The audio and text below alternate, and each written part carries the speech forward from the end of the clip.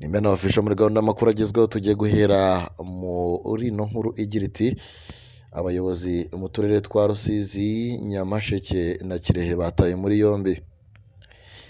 Urwego rw'igihugu rw'ubugenzacyaha RIB rwatangaje ko rwataye muri yombi Mbyayingabo Atanazi, umunyamabanga nshingwabikorwa w'akarere ka Rusizi, Rutikanga Joseph, umuyobozi mukuru ushinzwe imirimo rusange mu karere ka Nyamasheke, ndetse na Nsabimana Cyprien, umunyamabanga nshingwabikorwa w'akarere ka Kirehe.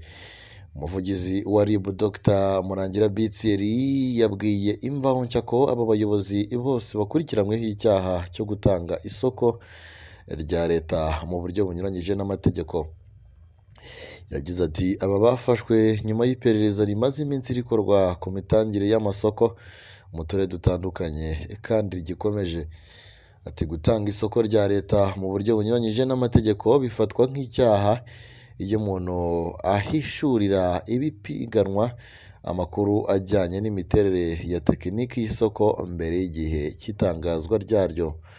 Wanga gutanga nta mpamvu igitabo cyerekana uburyo ipiganwa rikorwa n'izindi nyandiko z'inyongera zacyo, cyangwa utanga ikitari cyo cyangwa icyo yihinduriye n'ibiganisha akanama gakora isesengura ry'inyandiko z'ipiganwa kagashingira ku ngingo ziteganyijwe mu gatabo gakubiyemo amabwiriza agenga ipiganwa.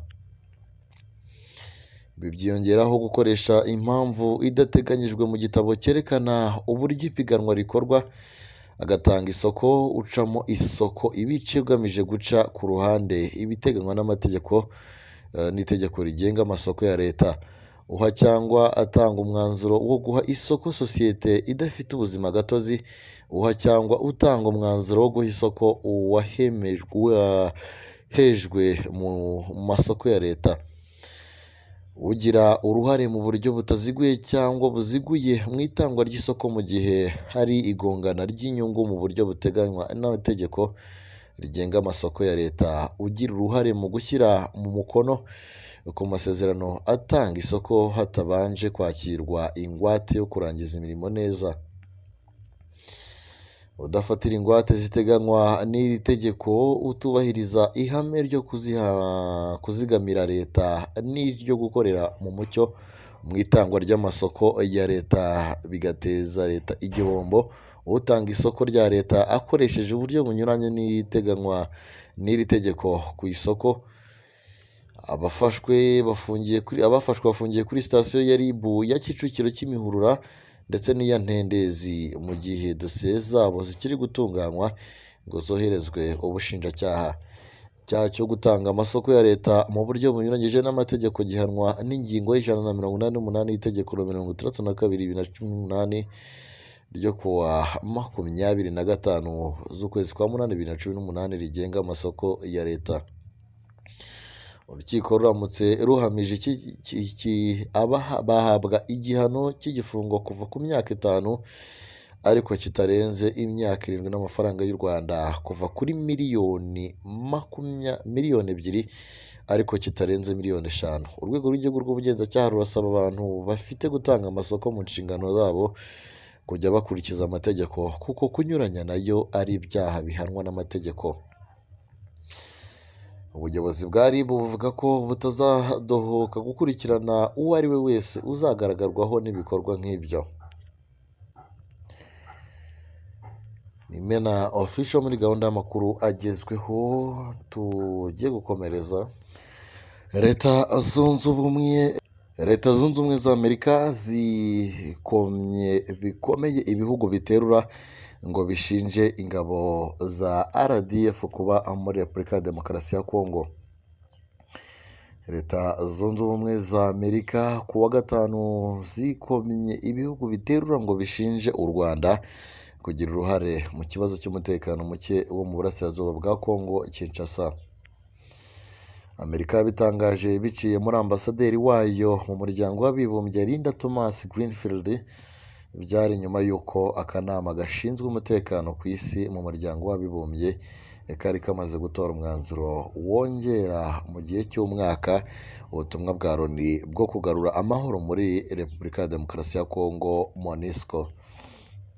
aka kanama usibye kongerera igihe cy'ubu butumwa kanabwemereye gukoresha uburyo bwose bufite kugira ngo buburizemo ubwangu ibitero by'imitwe yitwaje intwaro ku basivile. Ingabo za MONUSCO zigomba kuba zigizwe n'abasirikare 11,000 ba ofisiye n'indorerezi za gisirikare 600 ndetse n'abapolisi 713. Ubwo umwanzuro wo kongera igihe ubutumwa bwa MONUSCO buzamara ibihugu bigize akanama k'umutekano ka Loni byahawe umwanya wo kugira icyo bivuga mu bibera mu burasirazuba bwa Repubulika ya Demokarasi ya Kongo. Mu gihe ibindi bihugu byirinze gushyira u Rwanda mu majwi, intumwa y'Amerika yumvikanye ibikoma igaragaza ko byagatunze u Rwanda agatoki birushinja kugira uruhare mu bibera mu burasirazuba bwa Kongo. Greenfield yagize ati mu mwaka ushize itsinda ry'impuguke za Loni ryagaragaje neza ko u Rwanda rwohereje ku butaka bwa Kongo ingabo ziri hagati y'ibihumbi 3 n'ibihumbi 4 ndetse n'uruhare rwarwo mu bitero bya M23, ariko usanga hari bamwe mu bakoresha iyoroshyamvugo aho gutunga agatoki u Rwanda. Yunzemo ko kugira ngo MONUSCO ishobore gusohoza ubutumwa bwayo neza igomba kumenya ko ibintu byifashe muri Repubulika ya Demokarasi ya Kongo. Ati gukikira ibibazo no kunanirwa kuvuga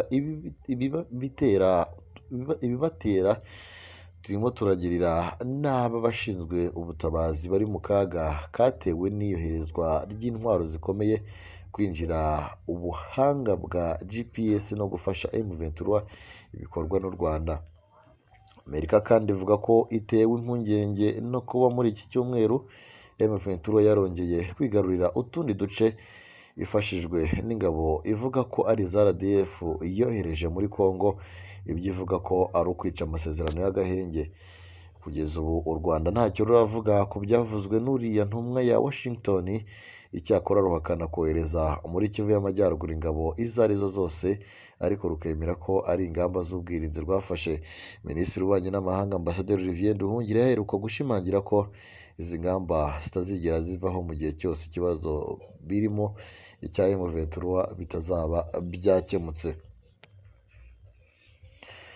Reka tuve kuri ino nkuru twerekeze ku nkuru igira iti M23 yongeye kwigarurira utundi duce rwose. Ni muri iki gitondo cy'uno munsi ku itariki 22. M23 yafashe Kamandi Irake nyuma yo gufata Kamandi Jite, ndetse kuri uyu wa gatandatu tariki ya 21 Ukuboza 2024 nyuma ya saa sita ingabo z'ihuriro rya Alliance Fleuve Congo rirwanya ubutegetsi bwa Perezida Felix Antoine Tshisekedi zafashe agace ka Kamandi Irake nyuma y'umunsi umwe zifashe Kamandi Jite. Amakuru avuga ko ibi ingabo ziharanira impinduramatwara muri Kongo ARC zabigezeho nyuma yo gutatanya no kwirukana inyeshyamba za Wazalendo, FARDC ndetse na FDLR babibaga iterabwoba muri kariya gace. Kamandi Irake yabohowe nyuma y'imirwano ikomeye nk'uko byatangajwe mu nama yakozwe n'abasirikare ba AFC M23 n'umugoroba muri uyu mujyi uherereye mu nkombe y'uburengerazuba bw'ikiyaga cya Edouard muri sheferi ya Batangi muri teritwari ya Lubero. AFC yatangaje ko ishaka gukomeza kwigarurira indi midugudu nka Tariha, Giserereka ndetse na Runyasenge mu majyepfo ya teritwari ya Lubero.